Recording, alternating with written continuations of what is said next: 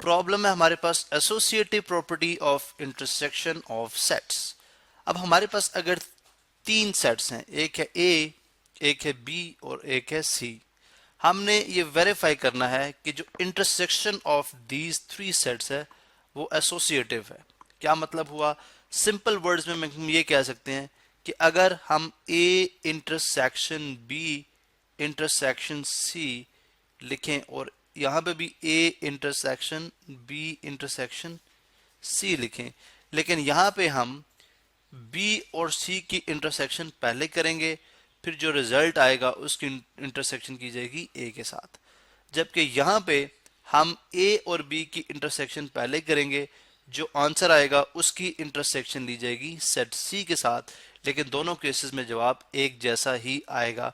अगर एक जैसा है तो इसका मतलब है जो इंटरसेक्शन ऑफ सेट्स है वो भी एसोसिएटिव है, वो एसोसिएटिव लॉ को होल्ड करती है।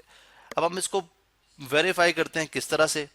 देखें, हमारे पास सबसे पहले हम लेफ्ट हैंड साइड ले लेते हैं। लेफ्ट हैंड साइड जो कि है A intersection B intersection C. अब अगर हम इस साइड को लेते हैं तो सबसे पहले हम इसके पॉइंट्स को प्लॉट करेंगे, सेट्स को लिखते हैं। सेट्स को सबसे पहले लिखेंगे तो सबसे पहले सेट आ जाएगा हमारे पास सेट ए, जिसके एलिमेंट है 1 2 3 4 5 6 एंड 7। उसके बाद इसकी इंटरसेक्शन का साइन और उसके बाद आप स्क्वायर ब्रैकेट यूज कर लें, बिकॉज पहले आप बी और सी की इंटरसेक्शन लेंगे। तो अब हम सेट बी को लिखते हैं जिसके एलिमेंट्स हैं 2 4 6 8 10 12 14। इसकी इंटरसेक्शन हम करेंगे सी के साथ जो कि है खाली सेट, जो कि क्या है? खाली सेट है। अब अगर आप देखें तो ये सेट तो हम एज इट इज लिख देंगे 1 2 3 4 5 6 7। लेकिन जब आप इसकी इंटरसेक्शन करेंगे तो इंटरसेक्शन का मतलब कि ऐसे एलिमेंट ढूंढें जो दोनों सेट्स में मौजूद हों, कॉमन हो। लेकिन सेट जो सी है वो तो एम्प्टी सेट है, जबकि सेट बी के अंदर एलिमेंट्स हैं। Set B non empty set है। लेकिन अगर एक एम्प्टी सेट की इंटरसेक्शन ली जाए नॉन एम्प्टी सेट के साथ या नॉन एम्प्टी सेट की ली जाए एम्प्टी सेट के साथ, तो रिजल्ट में एम्प्टी सेट ही आता है।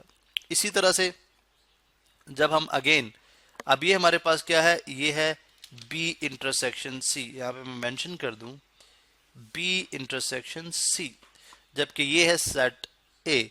अब अगर आप इन दोनों की इंटरसेक्शन करेंगे तो बी इंटरसेक्शन सी अगेन एक एम्प्टी सेट है, जबकि ए जो है वो एक नॉन एम्प्टी सेट है। तो एम्प्टी सेट की नॉन एम्प्टी सेट के साथ इंटरसेक्शन एम्प्टी सेट ही आती है। तो ये तो होगी हमारी लेफ्ट हैंड साइड।